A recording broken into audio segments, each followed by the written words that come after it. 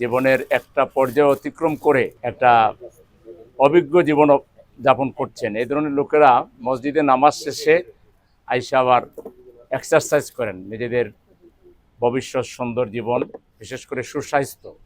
Health is wealth একটা কথা আছে। মূল সম্পদ হচ্ছে আমাদের স্বাস্থ্য। তো স্বাস্থ্যকে সুন্দর রাখা এটা ইমানেরও পার্ট।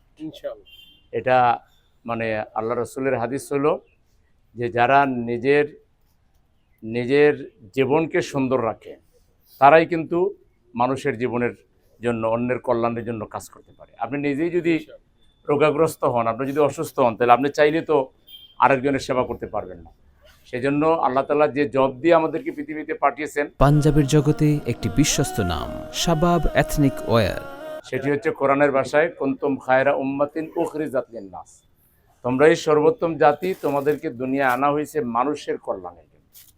তো মানুষের কল্যাণ করতে হলে আগে নিজের কল্যাণ বুঝতে হবে, নিজের কল্যাণ নিজে বুঝতে হবে। যে নিজের কল্যাণই বুঝে না, নিজের ব্যাপারে যত্নবান না, সে আরেকজনের জন্য কি করতে পারবে? সেজন্য এটা অত্যন্ত চমৎকার একটি আয়োজন। এই ঢাকা শহরে এটা দেখা যায় যে নামাজ শেষে প্রত্যেকটা পার্কে এই সব বয়সের মানুষরা মিলে এই শরীর চর্চার কাজটা করা হয়।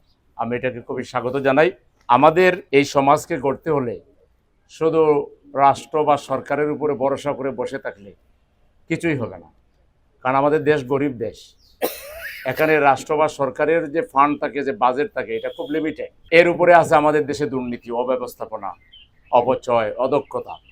তো সেজন্য সবাই মিলেই আমাদের সমাজটাকে করতে হবে এবং আমাদের মধ্যে একটা এই বন্ধন তৈরি করতে হবে যে আমাদের সমাজকে উন্নত করার জন্য আমরা সবাই ভূমিকা রাখবো।